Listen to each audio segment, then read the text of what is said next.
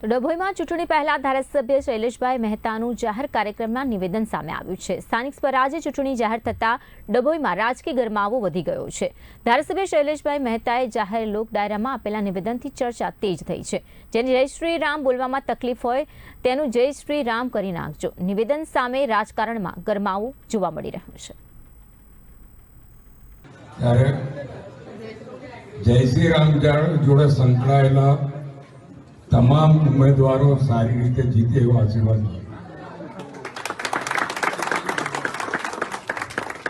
જેને જય શ્રી રામ બોલવામાં તકલીફ હોય એનું જય શ્રી રામ કરી નાખશે।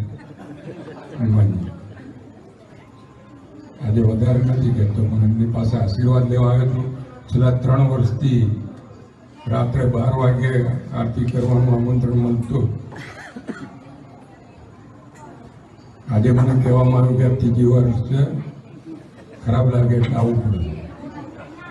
હું 11:25 ત્યાંથી ગાડી સ્ટાર્ટ કરી દે અને 11:45 અહીંયા આવી હતી।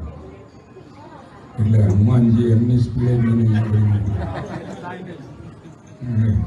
બાલાવીર યુવક મંડળના તમામને અભિનંદન આપું છું।